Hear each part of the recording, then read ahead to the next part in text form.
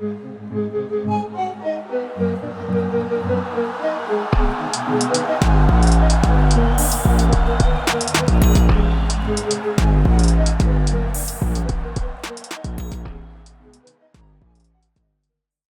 let me start from right from the top and pull that up on the screen over there.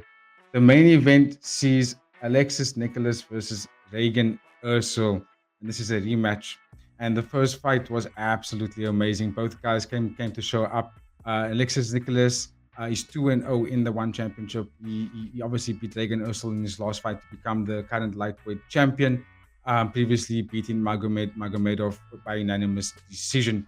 Cool thing about Nicholas is that he's quite an active fighter. He's got a very nice tight guard in kickboxing. This is a kickboxing match as well. So he's got a very nice tight guard.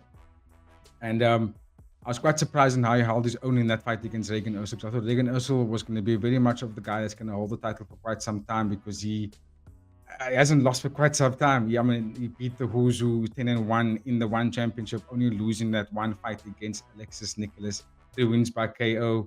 And also, like I said, 10-fight winning streak, beating Sun Samit twice, Nikki Holskin twice, Dmitry Menshikov. Like he's just the guy. I mean, the list goes on and on. And if you know Regian Eersel and look at some of his highlight results in the one championship, you'll see what kind of fight he is.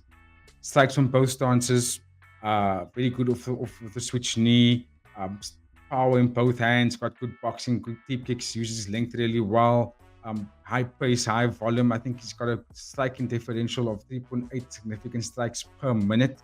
So he's moving laterally forward and striking off every single step. Pushes the volume, pushes the pace. But Nicholas just had the counter for that in the fight in the first one. He was able to navigate sort of the volume of Regian Eersel, but also he had Alexis Nicolas had the power advantage because he dropped Regian, and once he dropped him, it was pretty much though Eersel was trying to push the pace and get the pressure going. Nicolas just had the way to counter with his right hand quite often. But I do think that it could have been either way. In terms of that first fight, it could have gone to either one. That's how close it was. What's the difference in this fight? The onus is pretty much on Regian Eersel. He's got to do the difference, right? Because he lost the first one, so he's got to come in here and have a different game plan. But what does he do differently in this fight? Because he didn't really do anything wrong in the first one other than getting dropped.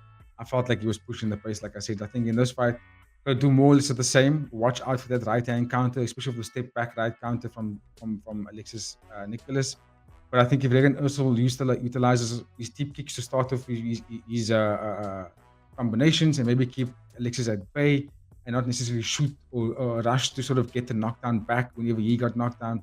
Be patient with his combinations because he does have the advantage in terms of speed, length, and also the experience. It's a very, very compelling fight because, like I said, Alexis won the first one, and it wasn't like he was dropped by any shape or form from Regian. It was he held his own. So very, very intriguing fight. I'm going to tip my prediction. I'm going to give it towards Regian Eersel. I think he's going to come back, especially after taking the loss. I think he's going to have more.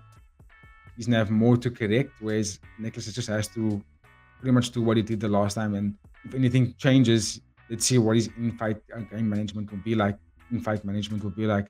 But Regian Eersel is going to be the one that I think he's going to come out victorious in this fight. I don't know if he's going to get a stoppage. He's probably going to do it over 5 rounds and win by unanimous decision. I think he's just going to use his experience to navigate Alexis over that 5 rounds.